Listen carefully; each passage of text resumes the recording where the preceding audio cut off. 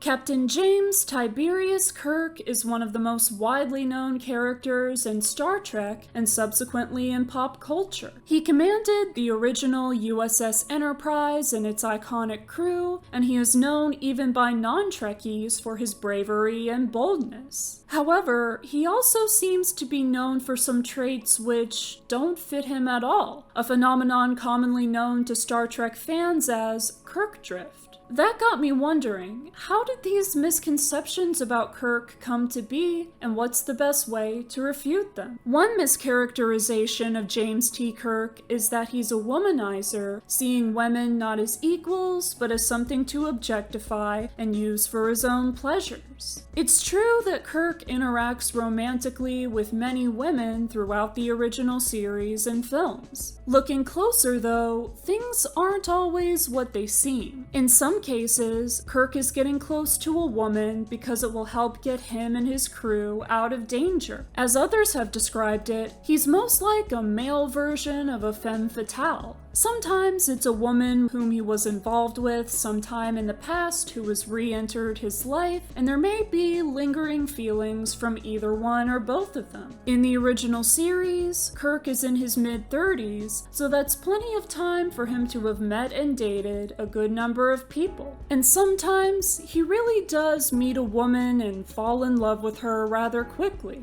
There's nothing wrong with that though, because he's always respectful and only makes a move when he knows that his attraction is reciprocated. Being a starship captain traveling in space, Kirk doesn't have much of a chance to have a long-term romantic relationship, so brief consensual flings with people he meets are one way that he keeps from being too lonely. Besides, Kirk is a genuinely friendly person who has a desire to connect with all sorts of people in different ways, which is part of what inspired him to join Starfleet in the first place. Another misconception is that Kirk somehow represents toxic masculinity. This couldn't be further from the truth. Kirk is very open about expressing the full spectrum of emotion, yet he is also able to remain level-headed in order to do his job. This is opposed to constantly bottling up his feelings, which he knows would only be harmful. He cares deeply for the people he's close to and wants to be there for them when he's needed. Kirk is not the least bit misogynist and respects women as equals, making sure that other men he meets do the same. One more misunderstanding of Kirk is the notion that he exerts too much control. As a Starfleet officer, it is his job to uphold the Prime Directive's policy of non-interference in other civilizations, and he recognizes that.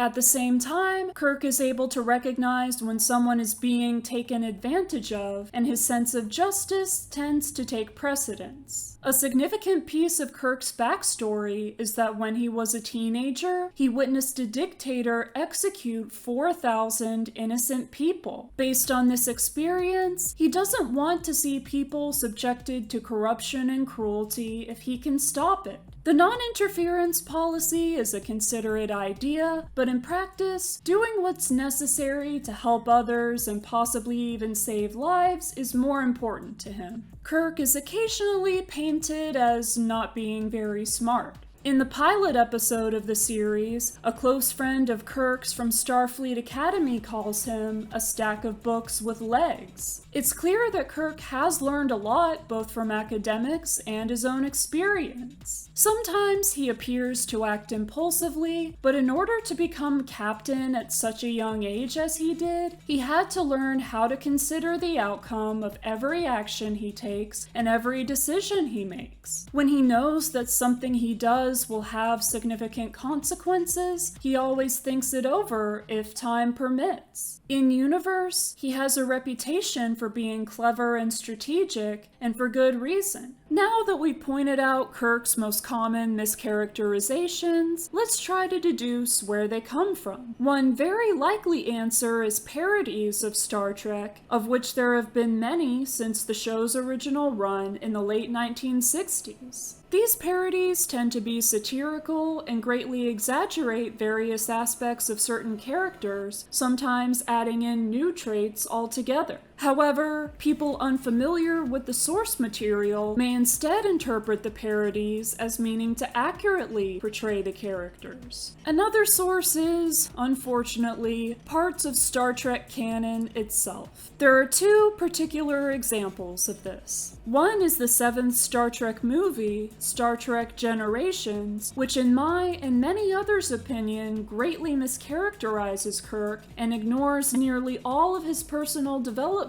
from the original series and the past 6 films. This time, Kirk was being written by people who had never written him before, and they clearly didn't understand the character at all. If someone watched this movie without ever having watched the original series or any of its movies, they may assume that this is how Kirk has always been portrayed, contributing to the Kirk drift phenomenon. The movie paints Kirk's greatest fantasy as being with a woman from his past whom we never actually meet or even hear about a real non-illusory version of in any previous Star Trek media. There were considerations of instead having Spock and Dr. McCoy appear in Kirk's Nexus fantasy, but because Leonard Nimoy and DeForest Kelley made the smart decision of not appearing in another Star Trek film, that wasn't doable. The previous movies rather firmly established that Kirk does not see a long-term romantic relationship for himself in the future, even after retirement. It's much more believable that he would want to instead spend his retirement with Spock and McCoy. If they couldn't have those characters in this movie, they shouldn't have done the Nexus thing in the first place. It's also rather conspicuous that Kirk's fantasy does not feature his son David, who sacrificed himself to save Spock.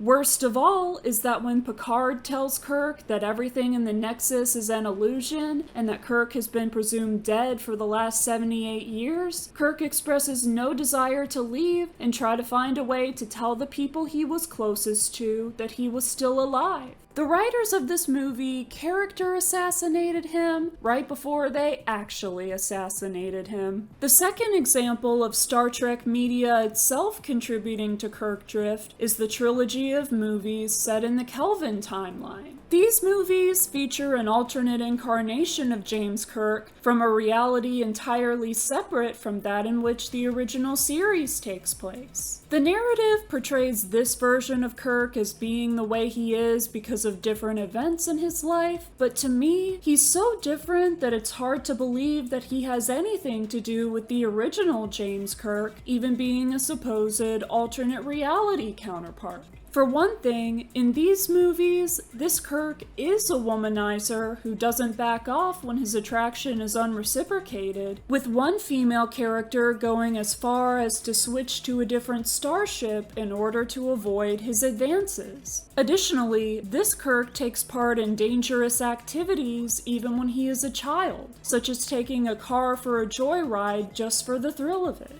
Although we don't see his Prime Universe counterpart at that age, it's not very likely that he would ever exhibit such reckless behavior with no regard for his safety or that of others, whether or not his father was around to discipline him for it. People who have only seen these films and no other portrayal of Kirk may think that this version of him was created to be much more analogous to the one from the original series than he actually is. To summarize, James Tiberius Kirk from Star Trek the original series is misinterpreted as a character in several ways. He's thought of as a womanizer, macho man, reactive, and controlling. In truth, he's a feminist, level-headed, kind, and clever. What do you think? Do you agree with my assessments? Are there any other ways you can think of that Kirk is mischaracterized, as well as where those things might come from? Let me know in the comments. Thank you for watching this video. I've got more on Star Trek and lots of other pop culture stuff, so subscribe to support the continued creation of that material. Live long and prosper, and I'll see you next time.